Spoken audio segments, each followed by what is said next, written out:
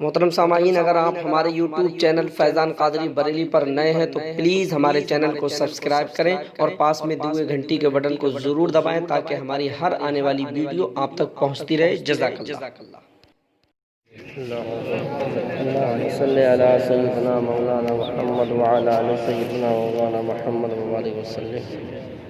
एक बार कलमा शरीफ इस नियत से पढ़िए कि अल्लाह ताला हमारे मरते टाइम कलमा पढ़ने की तौफीक अता फरमाए। ला इलाहा इल्लल्लाह मुहम्मदुर रसूलुल्लाह सल्लल्लाहु अलैहि वसल्लम।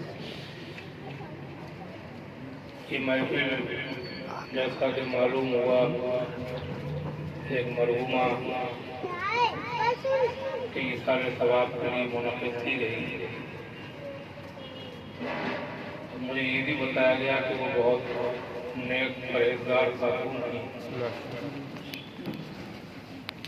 अल्लाह ताला उनकी नेकियां कबूल फरमाए, उनके गुनाहों को माफ फरमाए। मैं तस्वीरें करने या पूरे करने लगाऊंगा। आज भी तकरीर के इरादे से नहीं आया हूँ, बल्कि इन लोगों की खुशी थी कि आपकी शिरकत हो जाए।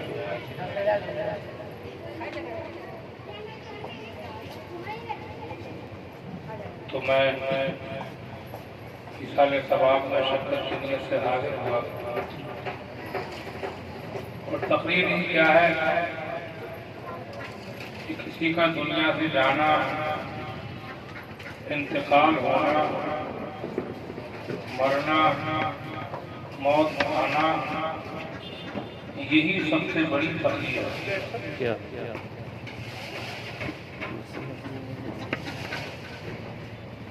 मतलब ये है कि किसी के मरने, दुनिया से जाने का मतलब ये है कि उसकी मौत को देख करके हमें अपनी मौत याद है।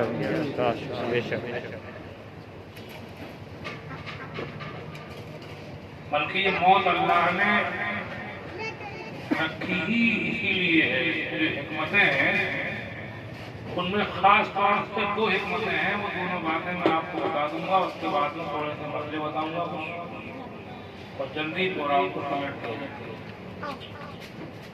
इसमें दो बड़ी हिकमतें हैं मौत में। एक बड़ी हिकमत तो ये है कि इंसान जो खुदा को भूल जाता है तो वो अगर ऐसे उसे खुदा की याद न आए तो किसी को मरता देख करके उसको खुदा की याद आए। इंसान की फितरत है कुछ ऐसी, अल्लाह महफूज रखे कि ये बिल्कुल ऐसे रहता है कि जैसे मरना ही नहीं है। बहुत से लोग तो इस बात का अकीदा ही नहीं रखते हैं, धैर्य वो अल्लाह को ही नहीं मानते। लेकिन ये मौत अल्लाह ने रख करके दिखाया, ये जाहिर किया क्योंकि मरते सब हैं। ऐसा नहीं है कि हम ही आप मरेंगे, बल्कि जिनके पास बड़ी बड़ी फैसिलिटीज हैं, बड़ी सहूलतें हैं, वसाइल हैं, जराए हैं, साधन हैं, दौलत है, उनके पास सब कुछ है, वो भी मरते हैं। बोलो, बड़े बड़े काबिल, qualified, graduate, post graduate, doctor, बड़े बड़े ऊंचे सरमायादार, ऐसे ऐसे लोग मरते हैं कि पूरी दुनिया के डॉक्टर उनको दूर जाए, उनके पास में इतना पैसा है। लेकिन आप देखेंगे कि मरते वो भी है। इसका मतलब ये है कि ये बात खाली कहने की नहीं है, बल्कि हक है कि सिर्फ इंसान नहीं है, बल्कि इंसान के ऊपर कोई ताकत ऐसी जरूर है कि जब वो चाहता है वो जब वो चाहता है। कितना ही बड़ा इंसान, कितना ही ताकतवर पहलवान, कितना ही सरबराहान ममलकत, कितने हिम्मत हौसले वाला, कितने ही ज़राए वसाइल दौलत हुकूमत इमारत वजारत सल्तनत वाला कितना ही बन जाए, लेकिन जब इस सबके होते हुए भी वो मरता है, हुकूमत वाला बादशाहत वाला होते हुए भी मरता है, तो हम समाज से अकीदा हमारा है ही और पक्का हो जाता है कि यकीनन अल्लाह है और जो अल्लाह चाह रहा है वो।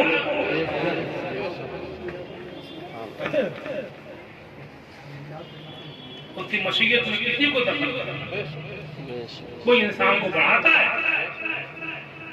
बढ़ाता भी वही अब तो गिराता भी वही। इतना बढ़ा देता है कि लोग ताज्जुब करते हैं कि अरे इतना हिम्मत वाला, इतना ताकत वाला, इतनी बात वाला कि उसकी बात के आगे सारी दुनिया नाश कर रहेगी।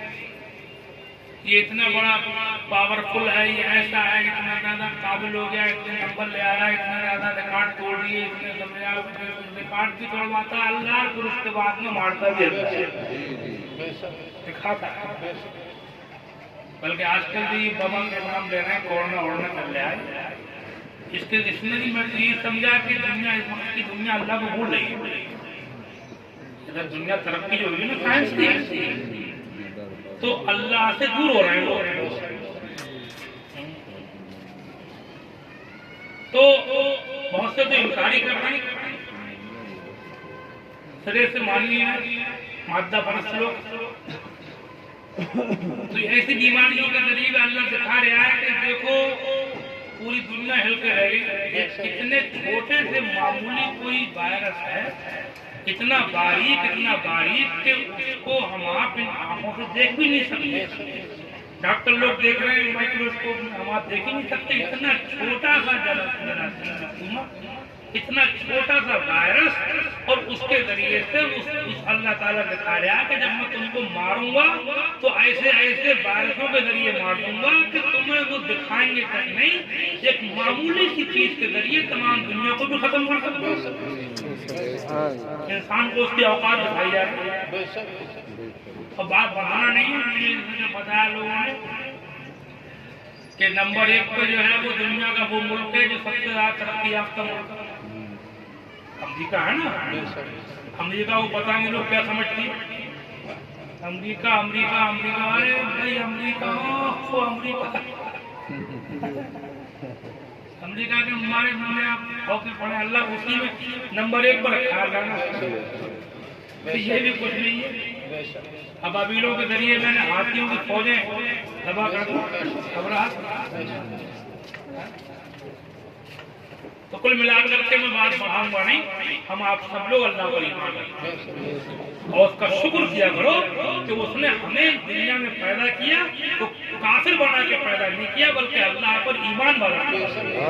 हम मानते हैं कि अल्लाह है और ये भी मानते हैं कि वो जो चाहता है वही होगा। एक बार सब लोग पढ़ो आमन तो बिल्लाह जमा हुआ कबिल तो अल्लाह पर ईमान लाया, जैसा वो है अपने नामों में, अपनी सिफात में, और मैंने कबूल किया उसकी तमाम बात। इसी ईमान पर अल्लाह मौत अता फरमाए। अंधे भी देख रहे हैं इस टाइम, अंधे भी कि इंसान है कुछ नहीं। ऐसा नहीं है कि मौलवी कह रहा है ये बात, मौलवियों की बातों को तो लोग ये टाल लेते हैं। मौलवी तो अपने मौलवी देख रहा है, फिर दुनिया हिल कर रह गई। समझे आप? कुरान शरीफ में जगह जगह इसका जिक्र अल्लाह ने फरमाया, बातों को बढ़ाऊंगा नहीं। और इससे ये भी हमारा अकीदा, इसके ऊपर हमारा अकीदा मुस्तहकम होता है कि अल्लाह ताला चाहे तो सबको फना कर सकता है, लिहाजा क़यामत भी आएगी। इज़ा ज़ुलज़िलतिल अर्दु ज़िलज़ालहा व अख़रजतिल अर्दु अस्क़ालहा व क़ालल इंसानु मा लहा यौमइज़िन तुहद्दिसु अख़बारहा बिअन्ना रब्बका अवहा लहा। जमीन को हिला दिया जाएगा, झटके दिए जाएंगे, जमीन को ज़लज़ले दिए जाएंगे। अख़रजतिल अर्दु अस्क़ालहा, जमीन अपने बोझों को निकाल के बाहर कर देगी। जितने मुर्दे दफन हुए सबको अल्लाह का हुक्म का, अल्लाह कहेगा ला। तो जमीन जितने मरे हैं, जितने दफन हैं, जले हैं, शेर चीतों ने खा लिए हैं, मछलियों ने खा लिए हैं, अल्लाह ताला का हुक्म होगा लाओ तो सब निकल के बाहर आ जाएंगे।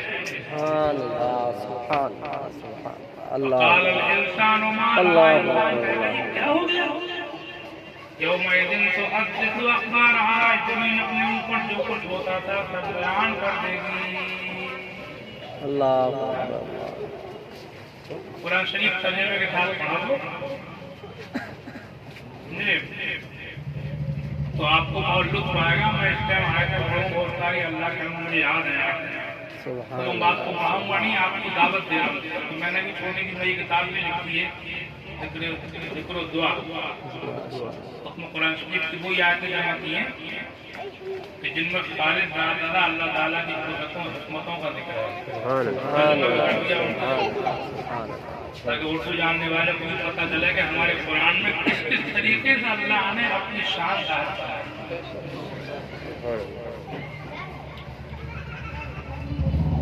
और दूसरी बात यह है कि मौत में एक हिकमत यह है, बताई मैंने आपको कि इंसान को मौत के जरिए से खुदा की याद आए कि बेशक अल्लाह है। सब कहो बेशक। और दूसरी हिकमत यह है कि इंसान के दिमाग को धक्का लगे कि जैसे ये मरा है ऐसी हम भी, तो वो होश में रहे। आदमी बेहोश है ना, बेहोश तकलीफें करके दिल बहला लेते हैं, भड़ास निकाल लेते हैं, वरना सुन कौन ले। फैशन की दुनिया है, फैशनेबल कपड़े पहने में क्या समझ रहे हैं? कौन कौन सी पैंटें चल रही हैं, पिछड़े चल रहे हैं, पैंटों के नाम पर पिछड़े, समझे?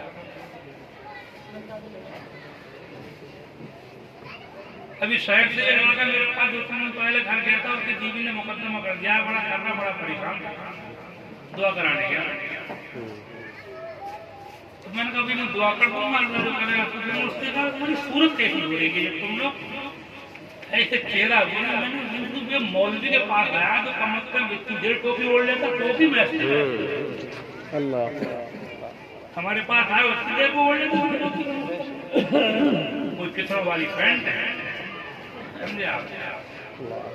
मुझे तो ऐसा लगता है पैंट जो पहने फट रहे 15, 20, 25 साल पहले ऐसे पिछले कोई पैंट फटता लोग पागल समझते। भैया जी फटी को पहने फटना तो ऐसा नहीं, घुटने में फाड़ है ठीक हो बनेगा। और देखो उनके फैशनों का ये हाल है, कुछ रिकॉर्ड पता नहीं क्या समझ रहे हैं जरा देर के लिए अपने आप को, कुछ भी नहीं है। अभी मुझे बताया मेरे घर में कुछ लोग आए थे, बता रहे थे मैं 12-13 साल का लड़का बच्चों में बैठा मोबाइल देखता रहा, खेलता रहा, तो घर में गया तो माँ की गोद में लेट के मोबाइल देखता था, देखते देखते मर गया। 12 साल का बच्चा। तो उसके मरने का झटका हुआ तो बच्चे कह रहे थे अभी तो खेल लिया था हमारे साथ। ये इंसान जवान हो जा बच्चा हो, क्या फैशन बना लेंगे, क्या है ये सारे कपड़े पहनो, ये सारे कपड़े पहने जाएंगे तो खर्चे भी कम होंगे। इस फैशन से खर्चे बहुत बड़े और खर्चे आदमी को बेईमान बने।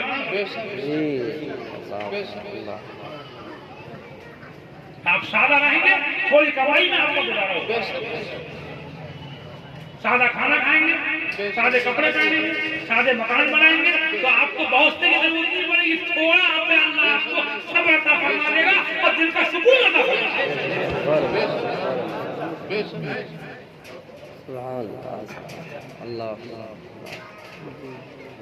दुआ कराते हैं कि दुआ कर दो, कारोबार खराब है, परेशानी है, वो परेशानी समझे नहीं, कारोबार की कल्याण कारोबार क्या करें, इतने खर्चे बढ़े हुए, ब्याह शादी कहाँ से कहाँ पहुँच गई, रस्मों रिवाज कहाँ से कहाँ पहुँच गए, समझे नहीं।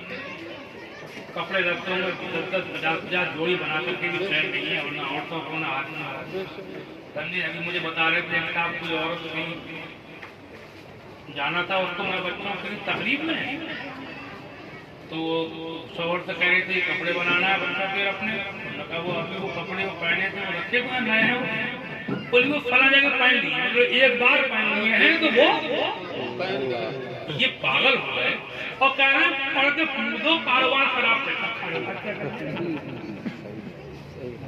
धंधे फेल जाएंगे, पागल हो।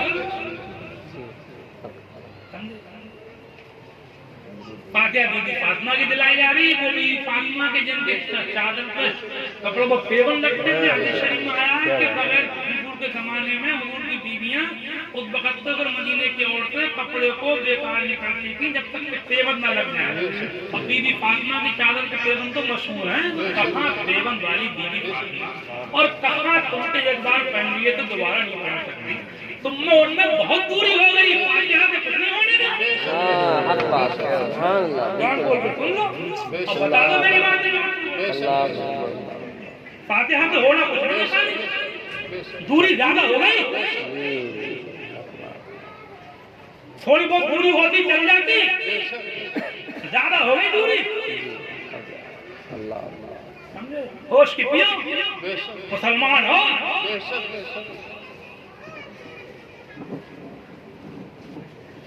समझे? दादा बात का बहाना नहीं है, मुझे पढ़ जाए की बात अल्लाह ताला माफ करे।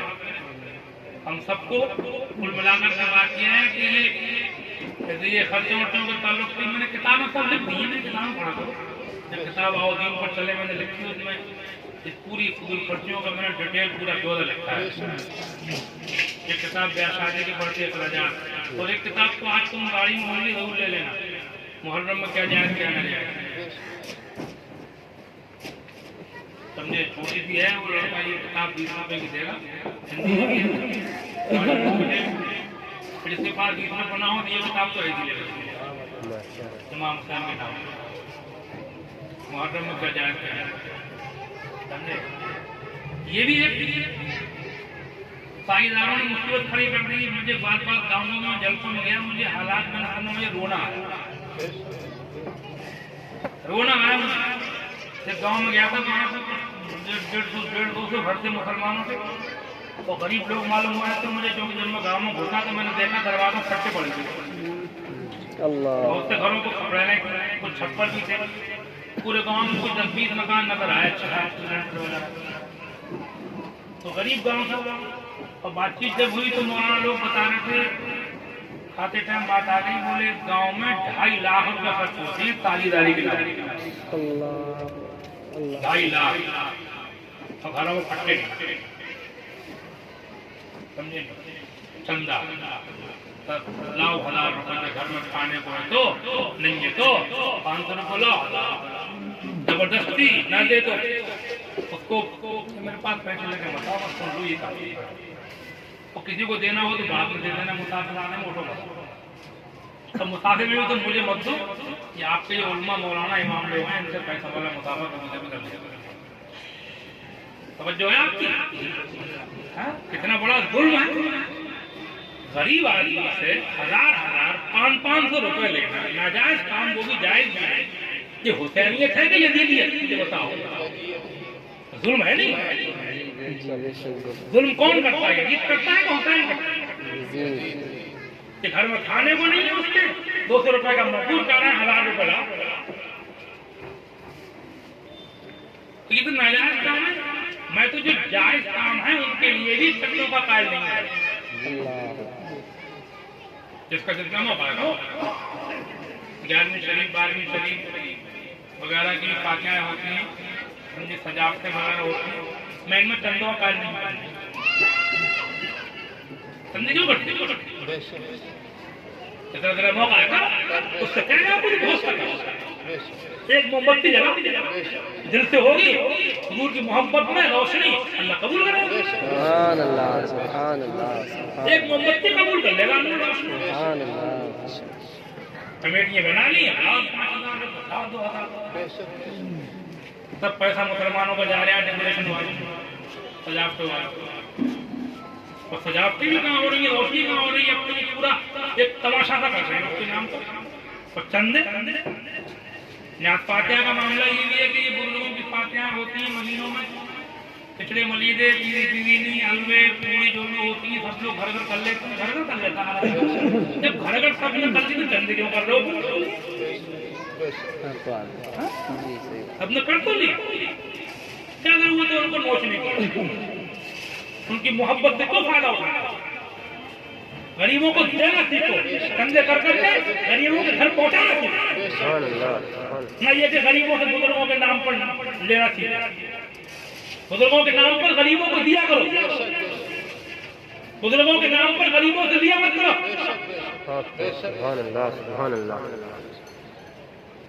थोड़ा भी होगा अल्लाह कबूल करेगा, दिल से होगा।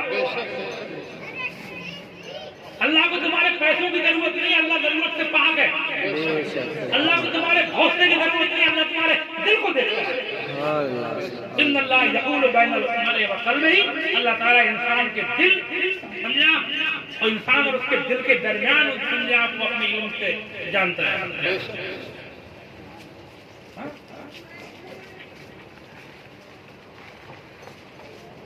एक बार दुरूद शरीफ पढ़ लीजिए। ये दो बातें मुझे बताने थी कि मौत के जरिए से, एक तो अल्लाह ताला की मर्जी है कि मौत के जरिए लोग मेरे ऊपर ईमान लाएं, जो नहीं मानते हैं माने, और जो मानते हैं उनका ईमान मजबूत हो। बड़े बड़े खड़े खड़ों को मरते देखें, ऊंचे ऊंचों को मरते देखें, और फिर इस बात का अकीदा कर लें कि इंसान कुछ नहीं है, अल्लाह के मुकाबले में सब कुछ हो करके भी कुछ नहीं। और उसकी बात मौत के जरिए से इंसान होश में आए, दूसरों की मौत को देखे और खुद उसे अपनी मौत याद आए। और ये रंग लगेरियां दुनिया की, ये फैशन है दुनिया के रंगो रोगन, जिनसे दिल हटाए और सादा आदमी बनकर रहे। भले से शादी के लिए कोई हंसी बनाए, बनाने दो, कोई मजाक बनाए, बनाने दो। हम किसी शादी में, किसी बारात में हम शादी के साथ खाना खिलाएं या खाएं या जाएं, कोई कहे कि ये ऐसे कपड़े पहने दो, हम बेईमानी नहीं करते। हम गरीब हैं, बेईमान तो नहीं। गरीब होना है नहीं है, बेईमान होना है।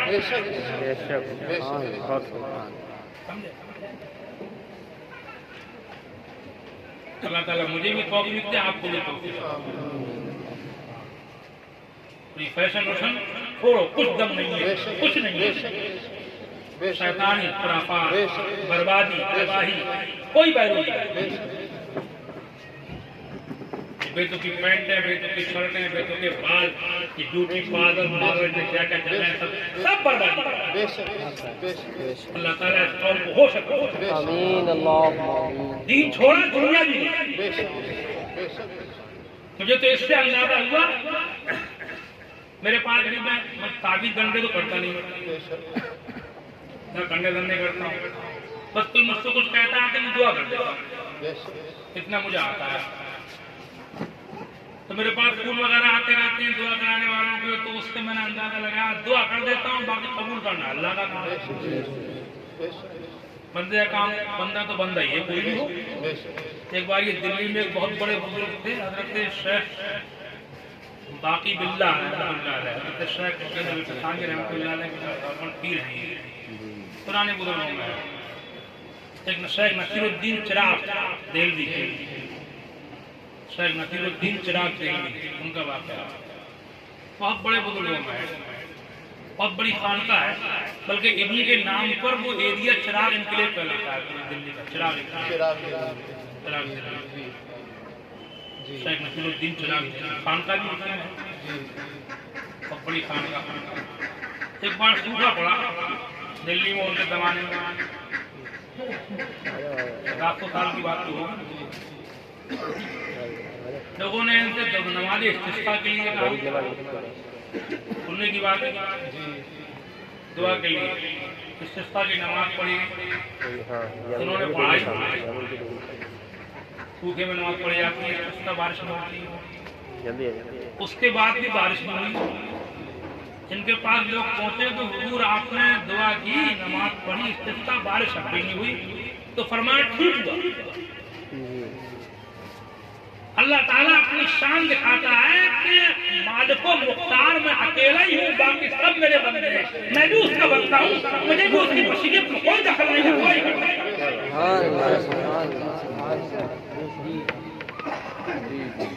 ठीक है, के इस जरिए से लोगों को ये तो ध्यान आएगा कि अल्लाह वाले भी अल्लाह नहीं है बल्कि वो भी अल्लाह के बंदे हैं। अल्लाह ताला उनकी भी चाहे तो अपने कर्म से कबूल फरमाए और चाहे तो उनके भी मतलब ये कि बात को उनकी बात को भी जनाबे वाला कबूल न फरमाए, ताकि दुनिया के सामने ये जाहिर हो जाए कि अल्लाह चाहता है वो होता है, बाकी सब उसके बंदे।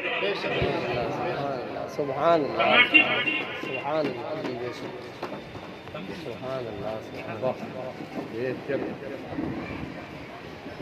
एक बार कलमा शरीफ का जिक्र कीजिए। खुद आ गई महीने बताना थे तो दिन रह गए, तो हो गई फातिहा पढ़ो जल्दी जल्दी में फल दो तीन मसले का फिर बारिश होगी खत्म कर देंगे। हल्की फुल्की हो तो बैठ जाओ, हल्की है तेज हो तो कोई दिल अल्लाह का हुक्म है।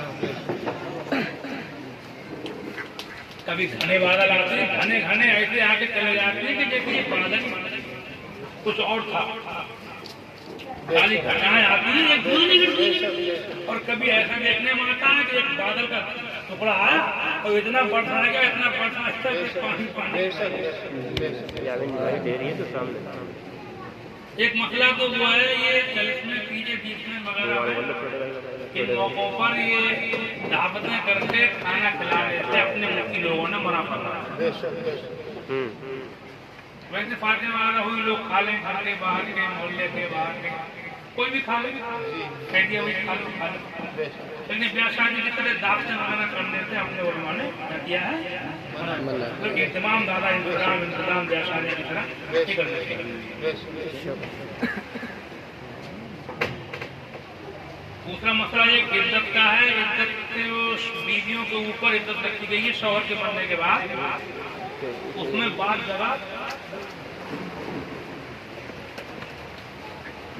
जगह पर ये औरतों को बिल्कुल घरों में बंद कर देती है कतई इज्जत के नाम पर। ऐसा कुछ नहीं, घर में कहीं भी रह सकते हैं, घर से बाहर निकलना मना है। घर में कहीं भी रह सकते हैं, आंगन कोटे बराने कहीं भी जा सकते हैं, घर से भी आ सकते हैं।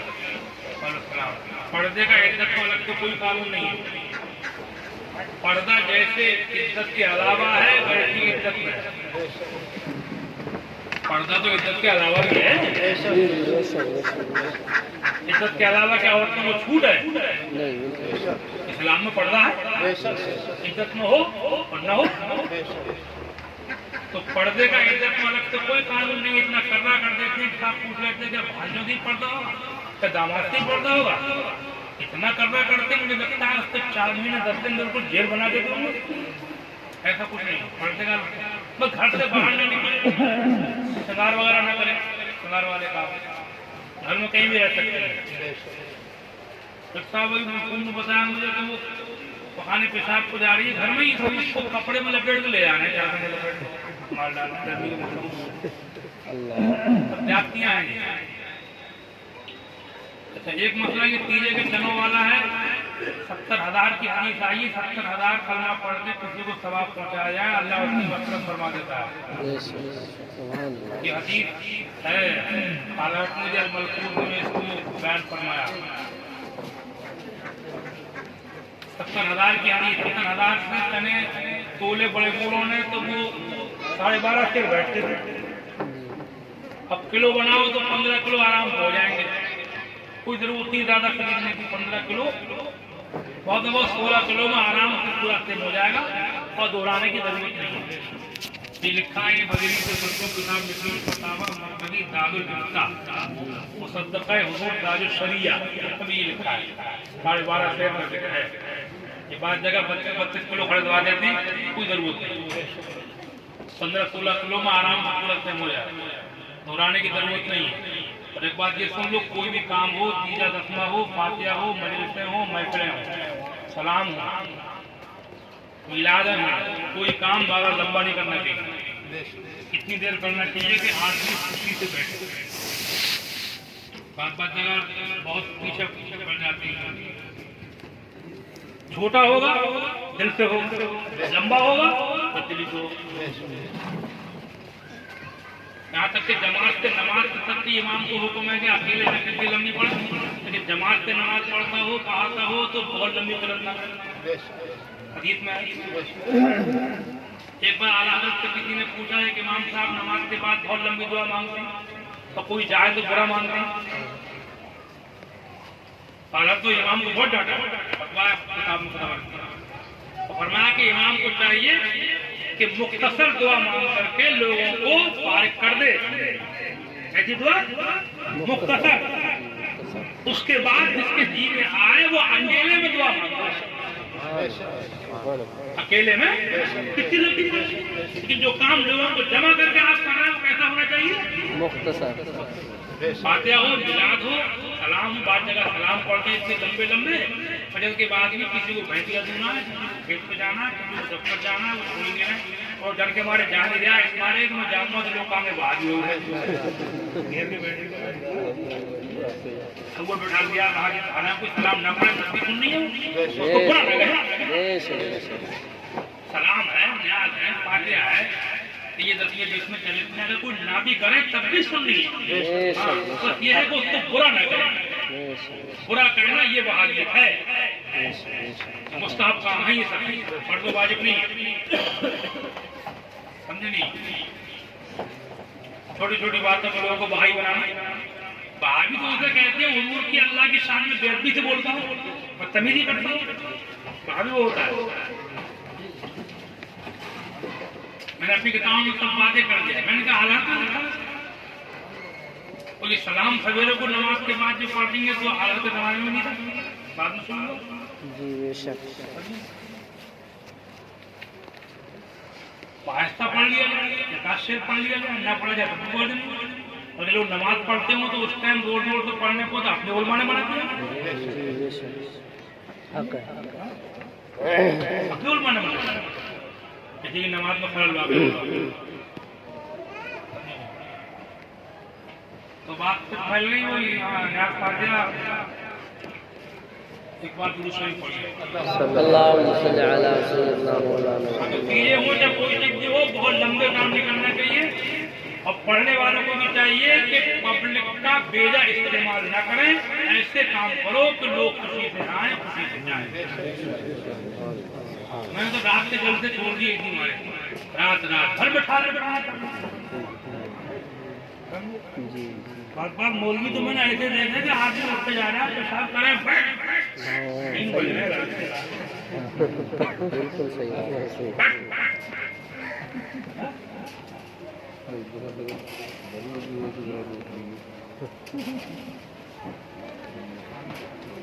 मुख्तसर होना चाहिए सबका, समझे आप। दूसरी बात एक ये है, ये बात जगह जनाजे की नमाज के बाद में लंबी लंबी दुआएं मांगने लगे लोग। जनाजे की नमाज खुद दुआ है, उसके बाद दुआ मांगना साबित नहीं है, लेकिन अगर हो आला लिखा है मुख्तसर 2-3 जुमलों की दुआ मांगने में कोई हर्ज नहीं है। और बेहतर यह है कि इज्तिमाई ना हो, अपने अपने तौर पर दुआ मांगी, जल्दी 2-3 जुमले पता कर दिया। मैं किसी ने आरत ने पूछा था कि 3 जुमले पढ़ते हैं कुछ लोग हैं, अल्लाहुम्मा अल्लाहुम्मा लना वला तहरिमना अजरहु वला तफ्तिना बादहु। इन 3 जुमलों की इजाज़त आला हज़रत ने तो फरमाया कि ये 3 जुमले तो जनाजे उठाते उठाते पढ़ सकते हैं।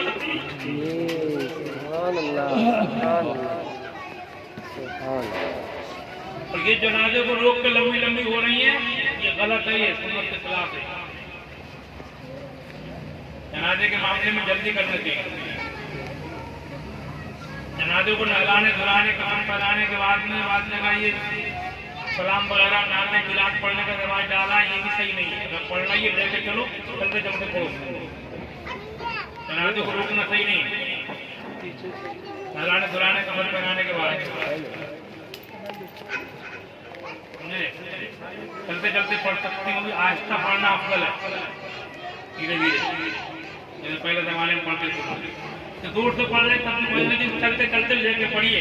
नहलाने धुलाने कमर बनाने के बाद में रोकना जनाजे को सुन्नत के खिलाफ है।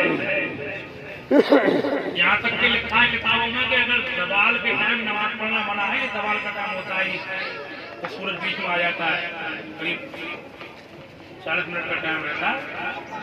आजकल शायद 11:30 के आसपास शुरू होता हो।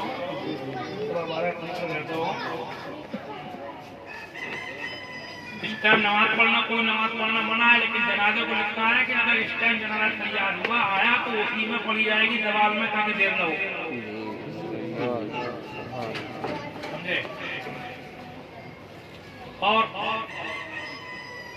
बहुत सारी बातें इसी और नए नए रिवाज ज्यादा नहीं डालना चाहिए, क्योंकि रिवाज जो बन जाता है वो फिर लोग उसको जरूरी समझ लेते हैं, इतना जरूरी समझ लेते हैं। अभी मैं बताऊँ आप लोगों को, अपने मेरे पास फोन आया तो कब्र में अहदनामा रखना भूल गए, तो पूछ रहे थे जब कब्र को खोल लें, जबकि कब्र को खोलने की शरीयत में कोई इजाजत नहीं है। बहुत मखसूस सूरतें हैं, कुछ चंद अब अहदनामा वगैरह रखना हुजूर के जमाने में, सहाबा के जमाने में राज नहीं था, बाद में राज हुआ। सुन्नी उलमा ने मना नहीं किया, कोई हर्ज नहीं है, लेकिन इतना जरूरी समझने लगे कि आपको कहना है कब्र को खोल है, इसलिए ज्यादा रिवाज भी नहीं समझ नहीं जाती है।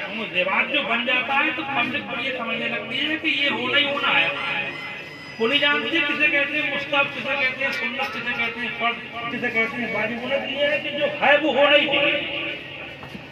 यहाँ तक कि कोई अगर गरीब से गरीब आदमी भी अगर पूरी ना बनाए, उन भी तो भांगे बहाली हो गया, चाहे घर में खाना बनाओ, नमाज ना पढ़े कुछ नहीं कहेंगे और पूरी ना बनाए।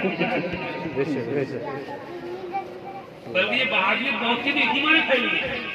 वो देखते हैं कि इनके यहाँ पर जो हुजूर के जमाने में जो काम होते थे, नमाज वगैरह, उनकी अहमियत कम कर दी, और जो और काम बाद में शुरू हुए उनको इन्होंने बहुत बढ़ा दिया। किताबें आपकी पढ़ता नहीं, उलमा ने क्या लिखा है, एक इनको देखता है कि वो कहता है कि ये बात समझ आ रही है हमारे कि नमाज पे ध्यान देंगे रहे और मेरे शरीर उधार ले लेके जाना, आदमी भाई बन जाता है। क्योंकि मैंने अपनी किताबों में लिखा, वो साफ करके इन बातों को क्लियर किया। मेरे पास बहुत से फोन ऐसे आए कि आपकी किताबें पढ़ करके बहुत से लोग जो दूसरों की तरफ को जा रहे थे वो सुन्नी बन गए।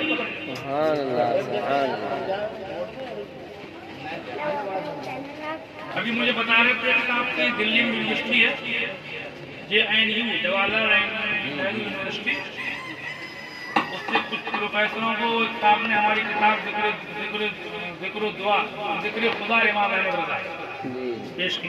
प्रोफेसरों को जिक्र खुदा इमाम अहमद रज़ा मेरी किताब में दिखाया कि आला हज़रत आशिक़ रसूल भी थे और अल्लाह ताला को मानने वाले सबसे बड़े मुवहिद भी थे अपने उन्होंने किताब पढ़ी तो बोले अरे हम तो मौलाना अहमद रज़ा को जानते नहीं, हम ये समझ लेते कि वो खाली न्याज़ फाते वाले मौलवी थे। अब पता चला तो वो लोग उनको नहीं मानते थे, मेरी किताब पढ़ के मानने लगे।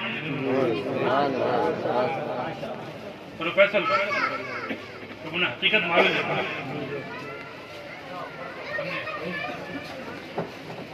महाराज शरीफ वाले वो सैयद अमान मियाँ साहब हैं, अलीगढ़ में रहते हैं, अलबरकात जिन्होंने अमीन मियाँ साहब सज्जाद नसीम के साहबजादे सैयद अमान मियाँ अलीगढ़ में रहते हैं। महाराज शरीफ खान के सज्जाद नसीम बड़े अच्छे लोग हैं।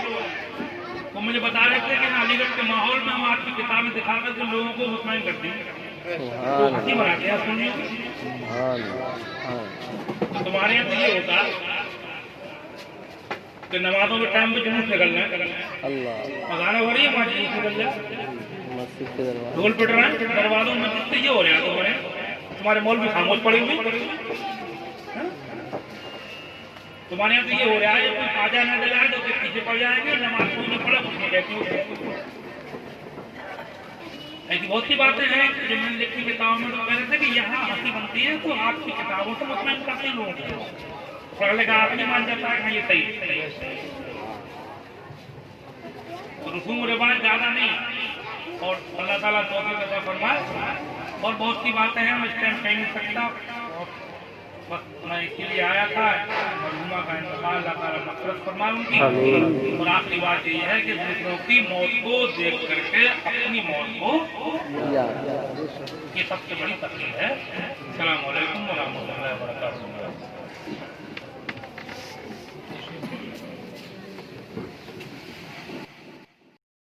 सामाईन कराम, अगर आपको हमारी वीडियो अच्छी लगी हो तो हमारे चैनल को सब्सक्राइब करें, लाइक करें, शेयर करें एंड कमेंट करें।